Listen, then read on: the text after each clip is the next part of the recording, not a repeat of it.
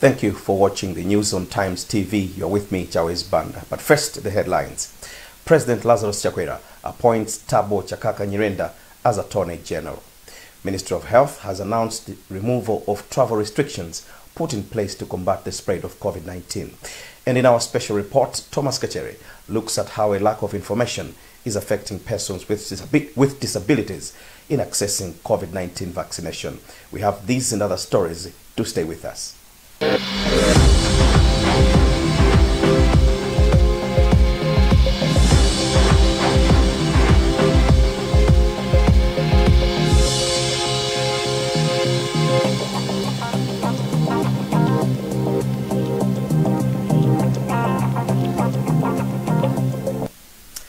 To our first story, President Lazarus Chakwera has appointed Thabo Chakaka Nyirenda as the new Attorney General. Chief Secretary to the President and Cabinet, Zangazanga Chikosi, has made the announcement in a statement. The statement indicates that the appointment is with effect from Friday, the 27th of August 2021.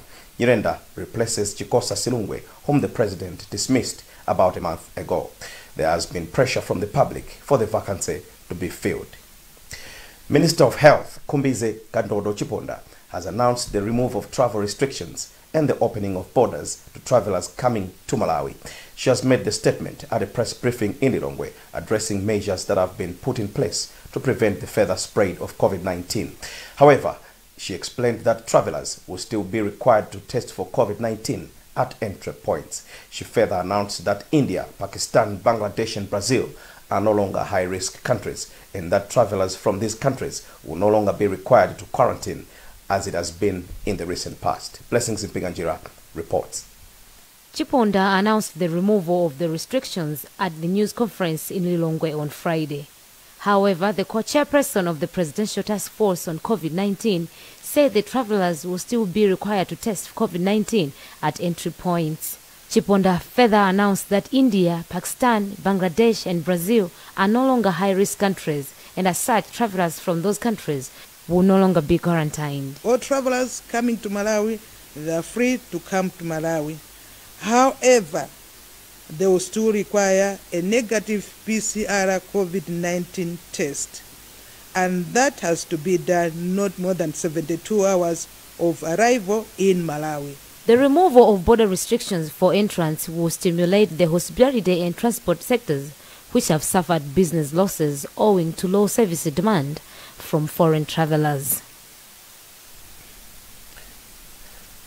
Ministry of Finance has asked ministries, departments and agencies of government to take appropriate disciplinary action against officers who are embroiled in the abuse of 6.2 billion kwacha of COVID funds. Secretary to the Treasury, Chance Simwaka, has sent communications to various MDAs involved in the alleged abuse of the funds. Blessings Mpiganjira has more in this report.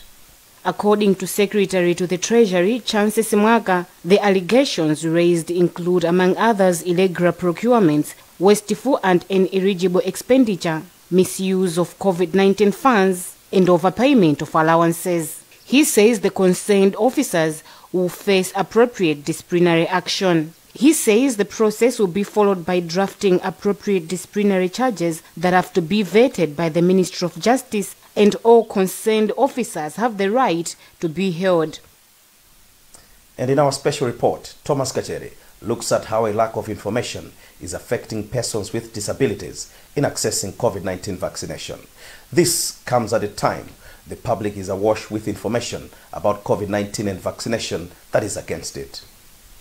Coronavirus knows no boundaries, but it seems like public health officials have preferences on who to reach out to with coronavirus and COVID vaccination messages, resulting in people with hearing and visual impairments being left behind. If Memory Julius, 38, had her way, she would have been long vaccinated for COVID by now.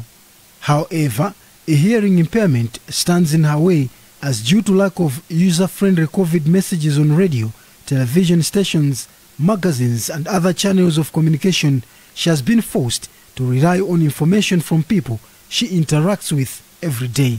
Her position is not surprising considering that since Malawi registered the first case of coronavirus on April 2, 2020, misinformation has been order of the day.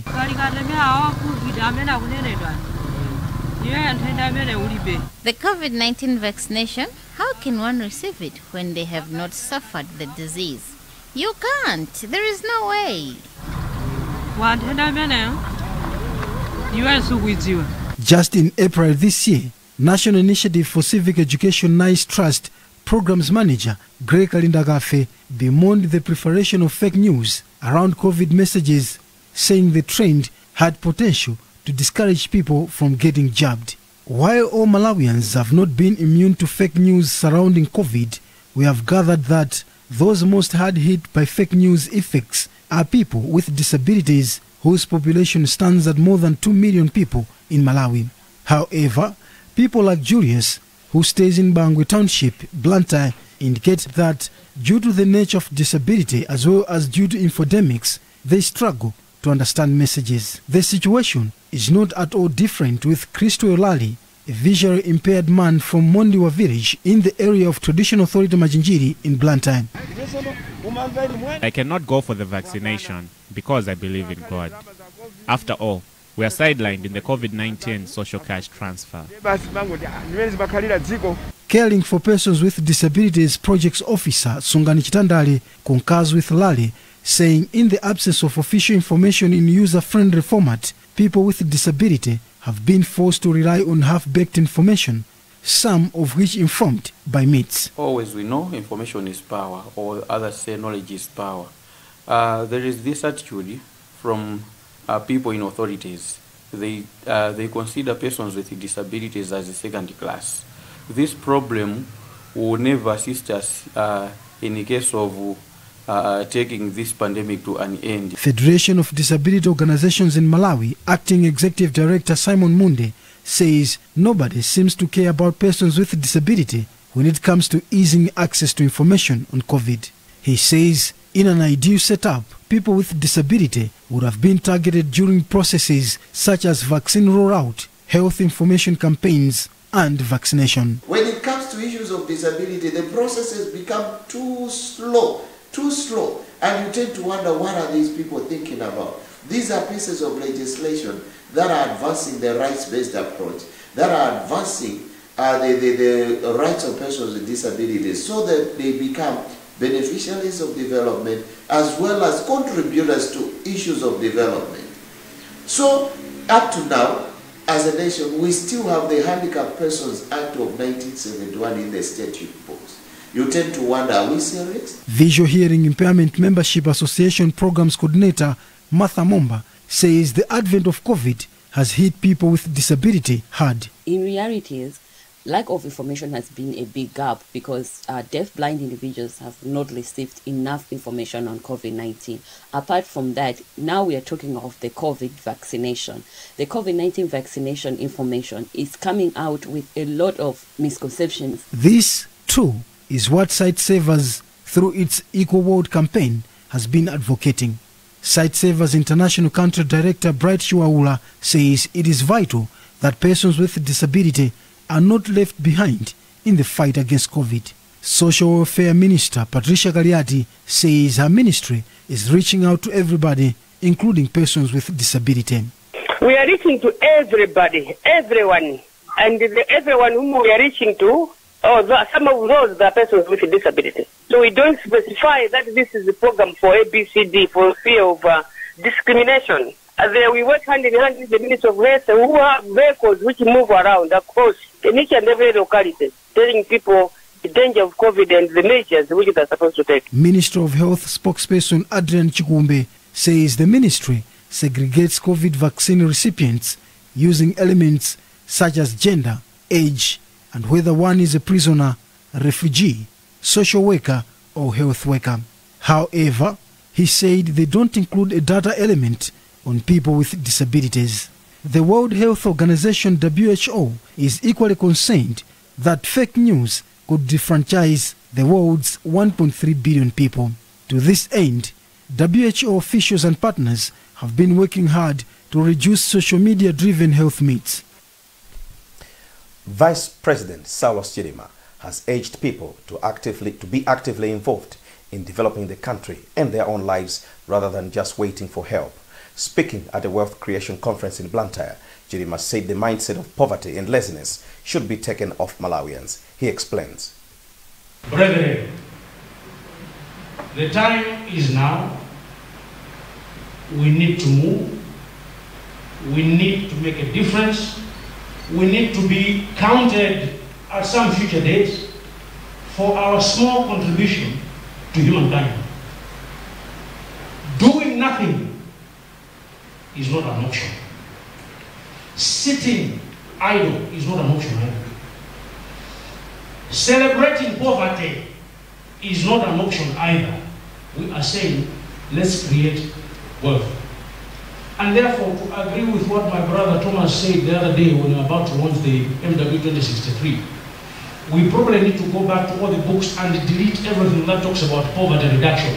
We don't want to be less poor. We want to be wealthier. We should replace that with wealth creation. And in order for us to achieve that, the mindset can't be the one that we possess today. We need a new one. And it is for us to do something. If your clothes are not fitting because you have failed to control your appetite, what happens is two things. Either you change your diet or you start working out. That's mindset change at a personal level. And therefore, the only person that does that is us.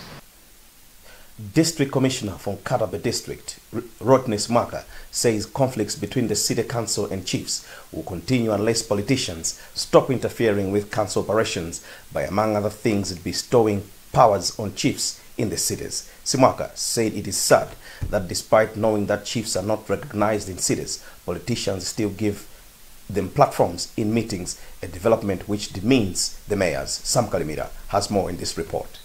Smaka, who is part of jurisdiction is in Mzuzu City, was speaking when consortium of 3 organizations of Find Your Feet, Church and Society of Livingstonia Synod and Voice of Livingstonia brought together 3 councils of Nkatabe, Mberwa and Mzuzu to brainstorming on how best to expand the city boundaries. The district commissioner said cities boundaries are gazetted, and according to the Chiefs Act, chiefs do not have any mandate in cities and councils. When high-profile people come into the city, instead the preference is given to the chiefs to speak. Now, this kind of contradiction, sending a message, say, okay, fine, it means the chiefs are still in control of the city. And then you have all these challenges. The planning is failing, the administration of the city is failing, because the chiefs still feel they are in control of the affairs in the city. Mayor from Mzuzu City, Councillor Kondwani Brian Nyasulu, agreed with Smaka, adding chiefs took advantage of the absence of councillors. I think this has been the problem from the past. We inherited that. It's not something that is just coming up now. Largely that one was because of the politics. I think I would admit that it's right so as a case. But now I think we are seeing a lot of changes. Meanwhile, Mberwa District Commissioner Emmanuel Bambe said they are ready to provide necessary support in as far as the city's boundaries are concerned.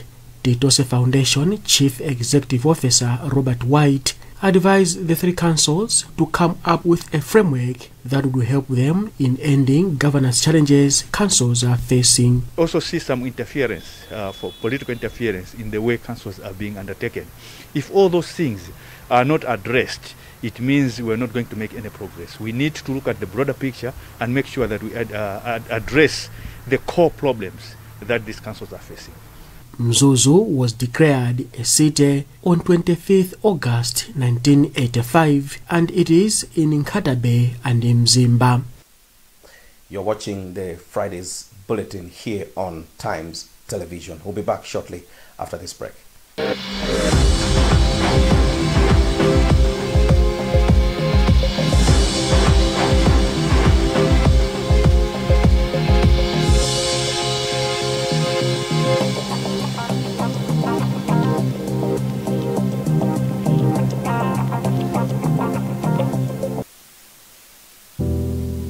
Build big, build quality. Mona Malawi anzanga. Nkhondo yogonjetsa COVID-19 ndiye wina aliyense. Tili limodzi. Ine ndinasankha kulandira katemera wa COVID-19 atangoyamba kuperekedwa. Chifukwa monga namwino, moyo wanga, umoyo wa odwala amene ndimawasamalira, abale anga, ndi dera langa, ndi zinthu zomwe ndimazika pa mtima panga kwambiri. Katemera wa COVID-19 anditeteza ine ndi ena omwe analandira katemerayo ku chiopsezo choti tingadwale mwakayakaya, kugonekedwa mchipatala, kapena kutaya moyo wathu chifukwa cha COVID-19. Kulandira katemerayo kutithandiza kuthana ndi mliri wa COVID-19 limodzi. Ziwani zambiri za katemerayo ndi kupanga chisankho cha nzeru. Sankhani katemera, tetezani tsogolo.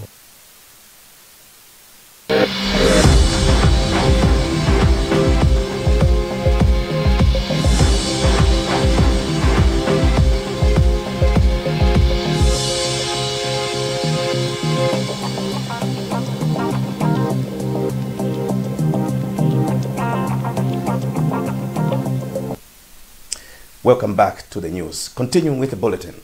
The Chief Resident Magistrates Court in Zomba has deferred the exams leakage case to Friday next week after some defense lawyers did not get new charge sheets on time. Our reporter, Jason Malowa, has fired this report, read in our studios by Elita Soko. The case involves the state against former Malawi National Examinations Board MANEB boss Gerard Chiwunda and other 3 MANEB officials. The other 3 are the board's head of security Owen Mkunto, Chief Examinations Development Officer Ishmael Faki, and Chief Examinations Security Officer Joseph Chilombe.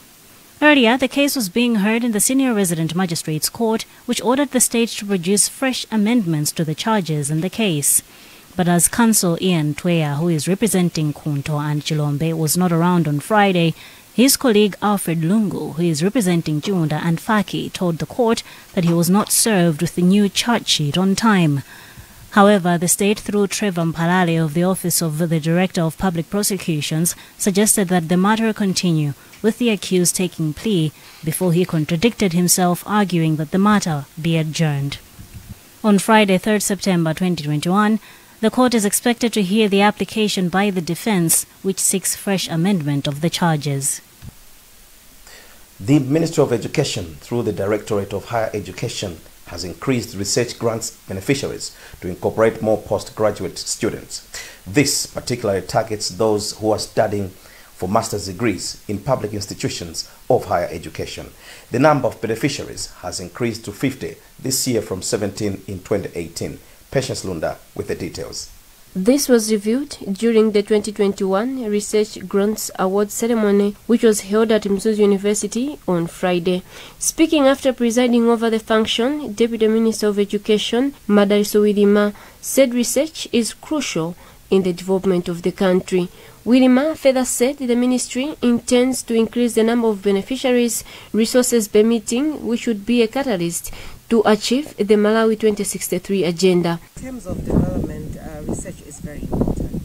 You'll be aware that for most of the things that maybe we have or we see today, for them to happen, including policies that we have, research, some sort of research had to happen. For one to be considered as a beneficiary, postgraduate students write applications to the Ministry of Education with a proposal that is in line with the National Development Blueprint. One of the beneficiaries, Wezi Banda, who is studying for a Master's in Education Leadership and Management, said the grants are a motivation as students fail to come up with proper research work due to financial resources. It will really motivate us to work hard towards our research work so that at the end we should be able to produce quality results that can inform policies at national level. Mzuzu University Vice Chancellor John Karengasaka asked the ministry to continue increasing the number of grant beneficiaries as there are a lot of applications from various students that could make an impact for the country. All beneficiaries have received a grant amounting to 500,000 kwacha. Police in Lilongwe have bemoaned the rising cases of crime in the city. Lilongwe Police Officer in Charge Dorothy Kawale said this on Friday during an executive committee meeting in Lilongwe. Kawale explains. Different groups of people, Malawians and even foreigners, they are all flocking into Lilongwe Some they are coming to do business, and some for various reasons. So those people, some who find something to do, they are doing it, but those who have nothing to do, they are resorting to criminal activities. Meanwhile, police in the city have arrested 54 people during a sweeping exercise. Police have conducted the exercise jointly with members of Lilongwe City Market Community Policing Forum as one way of reducing crime in the city. Details with Blessings Mpinganjira. Deputy Public Relations Officer for Lilongwe Police Station, Foster Benjamin, says the Lilongwe Police Station Patrol Commander, Superintendent George Mbayani, led the team into Malangalanga, Bwalolanjovu, and other areas in Lilongwe for the sweeping exercise. The suspects were nabbed for failing to wear masks, idle and disorderly, and selling liquor without licenses. They will appear in court soon to answer their respective charges. On a sad note, legendary musician Wendham Chechamba has died. He died on Friday morning at Queen Elizabeth Central Hospital in Blantyre. The music icon is expected to be laid to rest at Chechamba Village, Traditional Authority of Vumbwe in Cholo District. There will be a service at St. Michael's and All Angels Church in Blantyre on Saturday. Our reporter Sambanda Junior has more.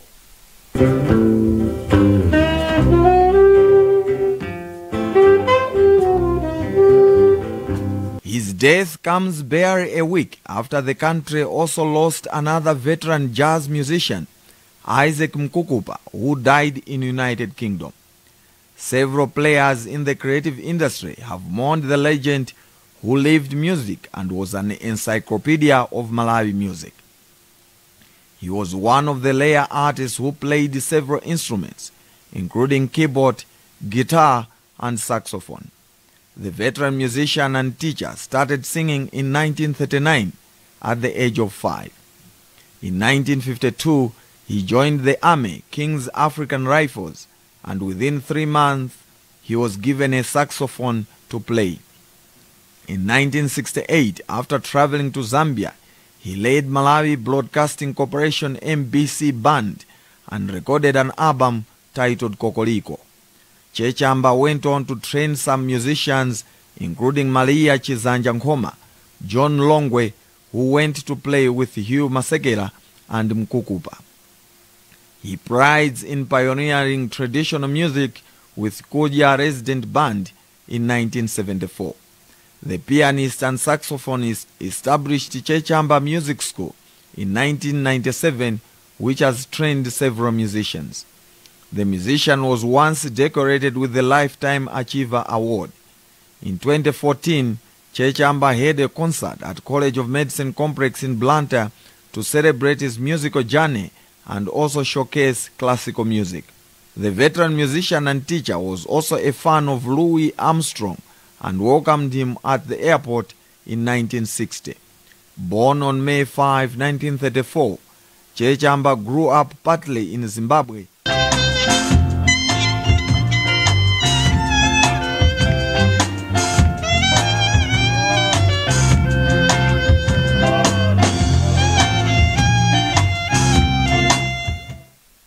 Well, a life well sung, and it shall be remembered by many.